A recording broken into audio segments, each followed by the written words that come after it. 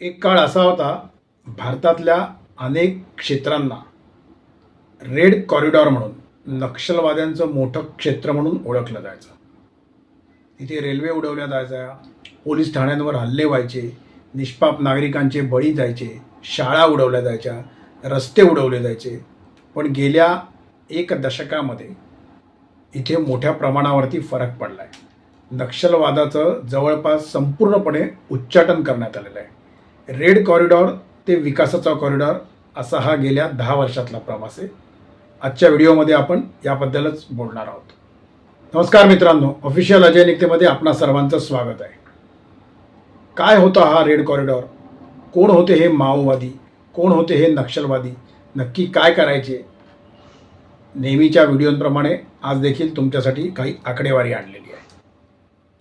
भारताने zero tolerance policy ही गेल्या 10 वर्षामध्ये अवलंबलेली आहे आणि त्यामुळेच संघर्षातला हा बदल आता विकासामध्ये परावर्तित झालेला आहे. आज आपण त्याबद्दलच बोलतोय. अँटी नक्षल रिव्हॉल्युशन भारताने गेल्या 10 वर्षांमध्ये सुरू केली. नक्षलवाद म्हणजे काय होता ते पहिले आपण जाणून घेऊया. 1967मध्ये पश्चिम बंगालमध्ये नक्षलबाडी या गावातून या चळवळीला, नक्षलवादी मोहिमेला सुरुवात झाली. काय असायची ही नक्षलवादी चळवळ? खरं तर जेव्हा ती सुरुवात झाली तेव्हा ती गोरगरिबांच्या जमिनीच्या हक्कासाठी, आदिवासींच्या हक्कांसाठी, सामाजिक असमानतेविरुद्ध ही चळवळ उभारली गेली होती. पण कालांतराने काही वेस्टेड इंटरेस्ट असणारी लोक, काही संस्था या चळवळीत सामील झाल्यामुळे ही चळवळ हिंसक बनली, दहशतवादी उग्र स्वरूप तिने धारण केलं. रेड कॉरिडॉर म्हणजे काय होता मित्रांनो, तर ते देखील समजून घेऊया. भारताच्या पूर्व आणि मध्य भागातल्या, म्हणजे ज्याला आपण म्हणता येईल की सेंट्रल इंडिया आणि ईस्ट इंडियामधल्या काही भागांमध्ये हा नक्षलवाद मोठ्या प्रमाणावरती पसरला होता आणि त्या भागालाच म्हणूनच रेड कॉरिडॉर असं म्हटलं जाऊ लागलं. ही राज्य कुठली होती ते इथे बघून घ्या. छत्तीसगड, झारखंड, ओडिसा, बिहार, आंध्र प्रदेश, तेलंगणा आणि महाराष्ट्रातला पूर्व विभागातला किंवा पूर्वेचा जो भाग होता तो म्हणजे गडचिरोली, चंद्रपूर हा जो पट्टा होता तो पट्टा. कशामुळे हे वाढलं? तर दाट जंगलाचा भाग, दुर्गम जंगलाचा भाग आणि विकासाचा मोठ्या प्रमाणावरती तिथे असलेला अभाव आणि त्यामुळे स्वाभाविकच माओवादी संघटनांना त्या तिथे मोठ्या प्रमाणावरती पाय रोवण्याची संधी प्राप्त झाली. काय होती माओवादी आणि त्यांची रणनीती? तर भारतातल्या लोकशाहीच्या व्यवस्थेविरुद्ध सशस्त्र संघर्ष निर्माण करायचा.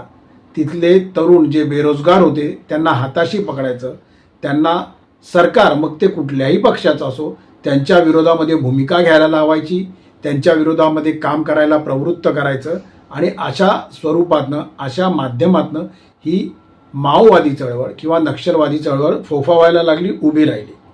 जंगलामध्ये बेस तयार करायचा, स्थानिक तरुणांची भरती करायची, प्रामुख्याने सरकारी प्रकल्पांवरती मोठ्या प्रमाणावरती हल्ले करायचे आणि सुरक्षा दलं, मग ती पोलीस असोत, होमगार्ड असोत, CRPF असोत किंवा कुठल्याही प्रकारची असोत, संरक्षण दलांवरती मोठ्या प्रमाणावरती हल्ले करायचे, त्यांना मारून टाकायचं. ही रणनीती या माओवादी संघटनांनी मोठ्या प्रमाणावरती अवलंबली होती. नक्षलवादी हल्ले 2000 ते 2010च्या दरम्यान अत्यंत मोठ्या प्रमाणावरती निर्माण झाले. त्याची उदाहरणं काही मोजकीच आहेत, पण ती तुम्हाला देतो. म्हणजे उदाहरणं फार आहेत पण काही मोजकी उदाहरणं तुम्हाला देतो. दंतेवाडाचा हल्ला, सुकमाचा हल्ला आणि काही प्रमाणावरती झालेले या प्रभागांमधले रेल्वे ट्रॅकचे ब्लास्ट, CRPFच्या जवानांवरचे हल्ले आणि या सर्व हल्ल्यांमध्ये आपल्या जवानांनी तर प्राण गमावलेच, पण निष्पाप नागरिकांनी देखील या सर्व हल्ल्यांमध्ये मोठ्या प्रमाणावरती प्राण गमावल्याच्या घटना आपण याआधी बघितलेल्या आहेत. त्यानंतर गेल्या 10 वर्षामध्ये सरकारने झिरो टॉलरन्स पॉलिसी अवलंबली आणि ही झिरो टॉलरन्स पॉलिसी जी होती ती थेट प्रामुख्याने नक्षलवादाच्या विरोधात होती. नक्षलवादाच्या विरोधात हा झिरो टॉलरन्स पॉलिसीचं धोरण आपण स्वीकारलं. काय होती ही रणनीती ती इथे लक्षात घ्या. आपण स्ट्रॉंग सिक्युरिटीची ऑपरेशन्स उभारली, इंटेलिजन्सचं नेटवर्क केंद्र सरकारने प्रत्येक विभागातल्या राज्य सरकारच्या मार्फत अत्यंत स्ट्रॉंग बनवलं. मॉडर्न टेक्नॉलॉजी जास्तीत जास्त प्रमाणात या विभागांमध्ये पोचवायला सुरुवात केली आणि अर्थातच त्यामुळे डेव्हलपमेंट निर्माण झाली आणि सिक्युरिटीचं एक वेगळ्या प्रकारचं मॉडेल उभं राहिलं, इन्फ्रास्ट्रक्चरचं एक वेगळ्या प्रकारचं मॉडेल उभं राहिलं. आणि त्यामुळे काय, अर्थातच बंदुकीने नाही तर विकासाने देखील नक्षलवादाला उत्तर देता येतं हे केंद्र सरकारने राज्य सरकारांच्या मदतीने अर्थातच या सर्व ठिकाणी सिद्ध करून दाखवलं. सुरक्षा दलांनी मोठ्या प्रमाणावरती कारवाई केली. त्याच्यामध्ये 3 सर्वात महत्त्वाच्या गोष्टी होत्या. राज्य आणि पोलीस दलांनी संयुक्तपणे उभारलेली मोहीम केंद्र सरकारच्या आधिपत्याखाली, त्यानंतर कोब्रा कमांडोज आणि CRPFच्या जवानांची मोहीम. काय झालं, यामुळे जंगलामध्ये मोठ्या प्रमाणावरती ऑपरेशन्स केली झाली, ड्रोन सर्व्हिलन्स निर्माण झाला, रोडची कनेक्टिव्हिटी वाढली, मोबाईल टॉवर्स उभारले गेले आणि त्यामुळे अर्थातच तिथे असणाऱ्या सिक्युरिटी कॅम्प्सला मोठ्या प्रमाणावरती मदत निर्माण झाली. विकासाची ही नवी क्रांती निर्माण झाल्यामुळे काय झालं, ज्या ठिकाणी आधी सरकार पोचू शकत नव्हतं त्या ठिकाणी आता सरकार पोचायला लागलं. रस्ते निर्माण झाले, दळणवळणाची साधनं निर्माण झाली, शाळा झाल्या, त्या शाळा सुरू झाल्या, तिथले तरुण शाळेत जायला लागले, विकास कामं झाल्यामुळे नवीन नवीन उद्योग आले, इंटरनेट तिथपर्यंत पोचलं, मोबाईलचे टॉवर्स तिथपर्यंत पोचले आणि अर्थातच उद्योग निर्माण झाल्यामुळे रोजगार निर्माण झाला आणि तरुण रोजगार मिळाल्यामुळे या नक्षलवादी चळवळीपासून हळूहळू परावृत्त व्हायला लागले, बाजूला व्हायला लागले. प्रधानमंत्री ग्राम सडक योजना झाल्या, स्किल डेव्हलपमेंटचे प्रोग्राम्स झाले, एकलव्य स्कूल्स झाली, बँकिंग आणि डिजिटलच्या सर्व्हिसेस या प्रमाणात म्हणण्यापेक्षा या भागामध्ये मोठ्या प्रमाणावरती पोहोचल्या. लोकांना रोजगार मिळाले, शिक्षणाच्या संधी मिळाल्या आणि अर्थातच स्वाभाविकपणे त्यामुळे नक्षलवादामध्ये, नक्षलवादी तरुणांमध्ये मोठ्या प्रमाणावरती घट दिसायला लागली. गेल्या 10 वर्षामध्ये जो नक्षलवाद कमी झाला आहे त्याचं कारण प्रामुख्याने हे आहे, हे आता आपल्याला इथे लक्षात घेतलं पाहिजे.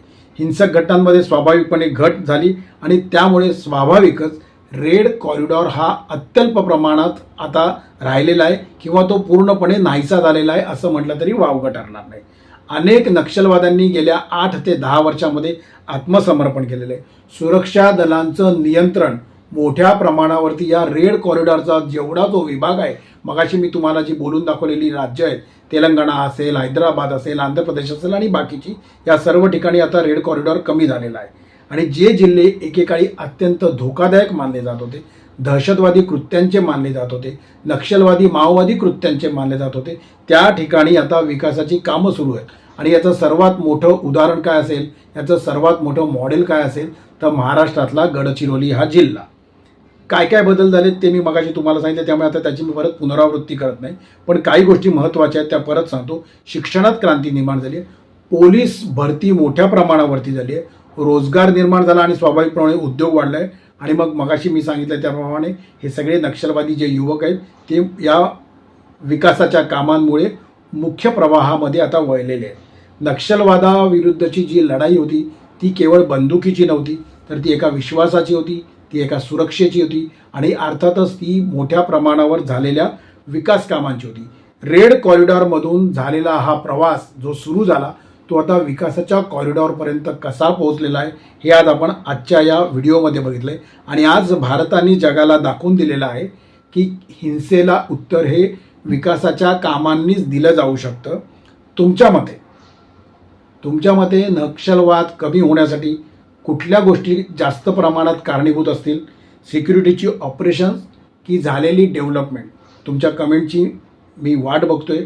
तुमच्या प्रत्येक कमेंटला उत्तर देण्याचा मी प्रामाणिक प्रयत्न करत असतो. याच स्वरूपाच्या असेच चांगले चांगले व्हिडिओ बघण्यासाठी ऑफिशियल अजय निकतेला लाईक करा, शेअर करा, सबस्क्राईब करा, बेल आयकॉन नक्की दाबा, म्हणजे नवनवीन व्हिडिओंची नोटिफिकेशन्स तुम्हाला मिळत जातील. आपण जी सिरीज चालू केली होती केंद्र सरकारची, प्रामुख्याने नरेंद्र मोदी यांच्या तपपूर्तीची, पंतप्रधान पदाच्या तपपूर्तीची, त्यातला हा 4था व्हिडिओ होता मित्रांनो. आणखीन काही मुद्दे, आणखीन काही विषय मिळत आहेत का जे तुमच्यापर्यंत आणायला पाहिजे, त्याचा मी प्रयत्न करतोय. ते विषय जसजसे मिळत जातील ते मी तुमच्यापर्यंत आणत जाईल. तोपर्यंत आपली रजा घेतो. धन्यवाद.